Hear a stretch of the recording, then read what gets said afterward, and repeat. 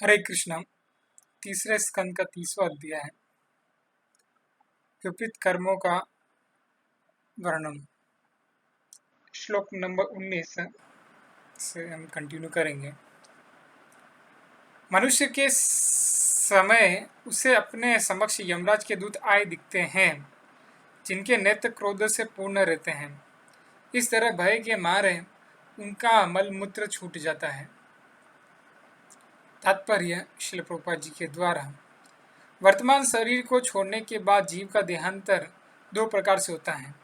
एक प्रकार का देहांतरण पाप कर्मों के नियामक यमराज के पास जाना है और दूसरा है स्वर्गलोक या वैकुंठ लोक को जाना है।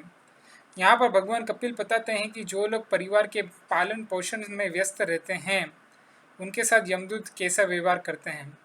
मृत्यु के समय जिन लोगों ने अपनी इंद्रियों की प्रबल रूप से तुष्ट की है, उनके रखवाले यमदूत बनते हैं। वे मरने वाले व्यक्ति को पकड़कर उस लोक में ले जाते हैं जहाँ यमराज निवास करते हैं। वहाँ की दशाओं का वर्णन आगे श्लोक में किया गया है। श्लोक नंबर 20। जिस प्रकार राज्य के सिपाही अपराधी को दंड देने के लिए उसे गिरफ्तार करते हैं, उसी प्रकार इंद्र तप्ती में संलग्न अपराधी पुरुष यमदूत के द्वारा बंदी बनाया जाता है।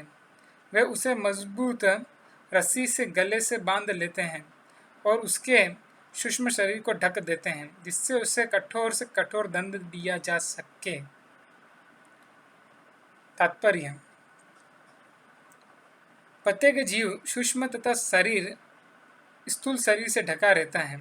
सूक्ष्म शरीर मन, अहंकार, बुद्धि तथा चेतना का आवरण है। शास्त्रों का कथन है कि यमराज के सिपाही अपराधी के सूक्ष्म शरीर को ढककर उसे यमराज के आवास में ले जाते हैं, जहाँ उसे इस तरह दंड दिया जाता है जिसे वह सह ले। वह इस दंड से मरता नहीं, क्योंकि यदि मर जाएगा तो फिर दंड कौन सहेगा। यमराज के सिपाहियों का काम किसी को मारना नहीं है। वस्तुतः किसी जीव को मारना संभव नहीं है, क्योंकि वास्तव में वह नित्य है। उसे केवल इंद्रिय तत्व के कार्यों का फल भुगतना पड़ता है। चैतन्य चरितामृत में दंड की विधि वर्णित है। पहले राजा के आदमी उस अपराधी को नौका द्वारा नदी के बीच तक ले जाते हैं। वे उसके बाल पकड़ उसे पानी में डुबोते हैं और फिर उसका दम घुटने लगता है तो राजा के सिपाही उसे पानी से बाहर निकालकर कुछ समय तक सांस लेने देते हैं और फिर बार बार उसी तरह से पानी में डुबोते और निकालते हैं। इसी प्रकार का दंड यमराज द्वारा विस्मृत जीवों को दिया जाता है, इसका वर्णन अगले श्लोक में हुआ है। श्लोक नंबर 21। इस प्रकार यमराज के सिपाहियों द्वारा ले जाते समय उसे दबाया कुचला जाता है और उसके हाथों में वह कांपता रहता है। रास्ते में जाते समय उसे कुत्ता काटता है और उसे अपने जीवन के पाप कर्म याद आते हैं। इस प्रकार वह अत्यधिक दुखी रहता है। तात्पर्य। इस श्लोक में ऐसा प्रतीत होता है कि इस श्लोक से यमलोक जाते समय यमराज के दूतों द्वारा बंदी बनाए गए अपराधी को मार्ग में कुत्ते मिलते हैं, जो भूखते हैं और उसे इंद्रिय तप्ती के अपराध कर्मों का स्मरण कराने के लिए काटते हैं। भगवद गीता में कहा गया है कि जब कोई इंद्रिय तप्ती की इच्छा से उन्मत्त होता है तो वह अंधा हो जाता है, वो सारा ज्ञान खो देता है, वह सब भूल जाता है। कामोस्ते ते हर्त ज्ञान। जब कोई इंद्र तप्ती के प्रति अत्यधिक अनुरक्त होता है तो उसकी सारी बुद्धि जाती रहती है और वह यह भूल जाता है कि इसका परिणाम भोगना पड़ेगा। यहाँ पर उसे यमराज द्वारा पाले गए कुत्तों से अपनी इंद्र तप्ती के कार्यों को स्मरण करने का अवसर मिलता है। जब हम स्थूल शरीर में रहते हैं तो आजकल के सरकारी नियमों द्वारा भी इंद्र तप्ती के ऐसे कार्यों को बढ़ावा मिलता है। सारे विश्व में प्रत्येक राज्य की सरकारें ऐसे कर्मों को गर्भ निरोधक के रूप में प्रोत्साहन देती हैं। स्त्रियों को गालियां दी जाती है और गर्भपात कराने के लिए अस्पताल में जाने की छूट है।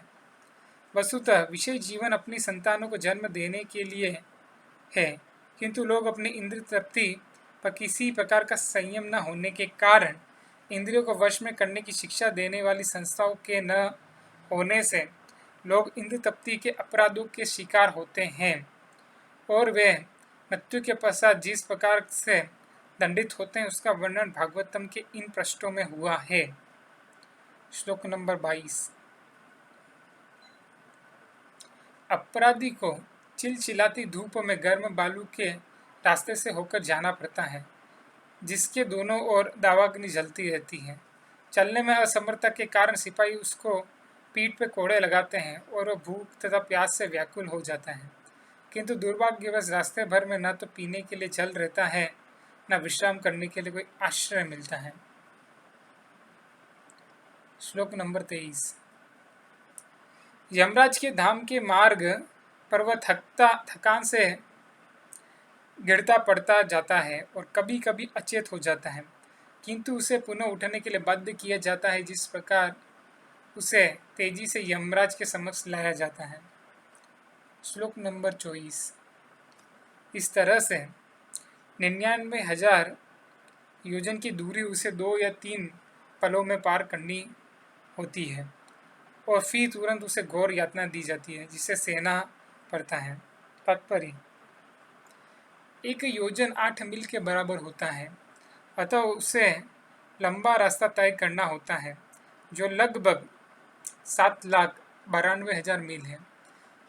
इतनी लंबी दूरी 2-3 क्षणों में पार करनी होती है।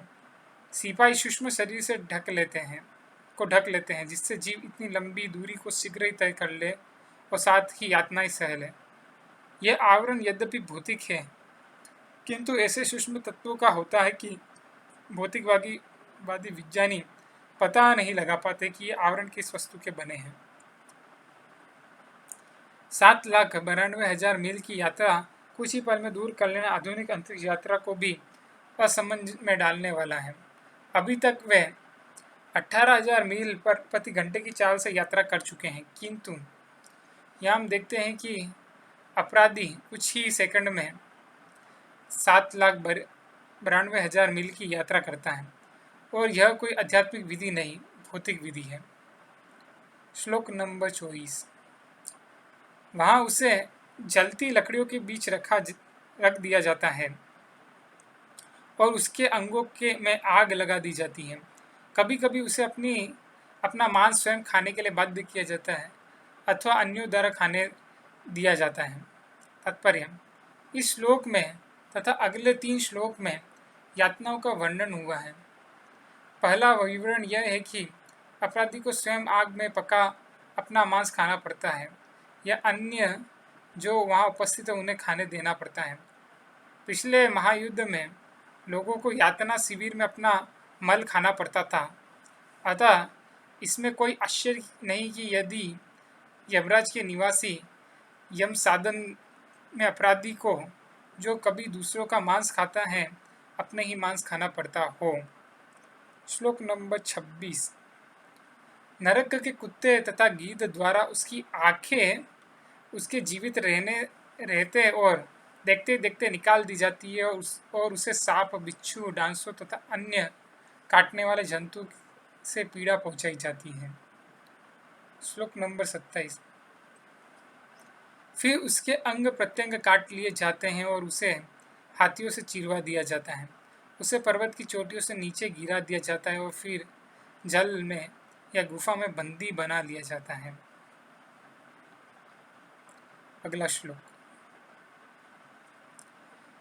जिन पुरुषों तथा स्त्रियों का जीवन अवैध यौनाचार में बीतता है, उन्हें तामिस्त्र, अंध तामिस्त्र तथा रौरव नामक नरकों में नाना प्रकार की यातनाएं दी जाती हैं। तात्पर्य: भौतिकवादी जीवन विषय जीवन पर आधारित है। उन समस्त भौतिकवादी लोगों का जीवन जो जीवन संघर्ष में नाना प्रकार की यातनाएं भोग रहे हैं, काम वासना पर आधारित है। अतः वैदिक सभ्यता में केवल सीमित रूप से विषय जीवन की अनुमति दी गई है। यह जीवन विवाहित दंपति युगल के लिए संतानोत्पत्ति के लिए है, किंतु जब अवैध इंद्रिय तृप्ति के लिए विषय जीवन का उपयोग किया जाता है तो स्त्री तथा पुरुष दोनों को ही संसार में या मरने के बाद कठोर यातनाएं सहनी पड़ती है।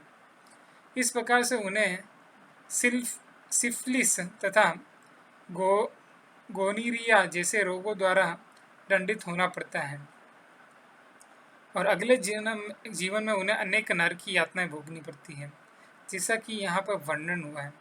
भगवत गीता के प्रथम अध्याय में अवैध विषय जीवन की अत्यधिक भत्सना की गई है। यहाँ पर कहा गया है जो इस प्रकार से संतान उत्पन्न करते हैं वे नरक को जाते हैं। यहाँ पर भागवतम में इसकी पुष्टि की गई है कि ऐसे अपराधों को तमिस्त्र, अंधमिस्त्र तथा रौरव नरकों में जीवन बिताना पड़ता है। हरे कृष्ण।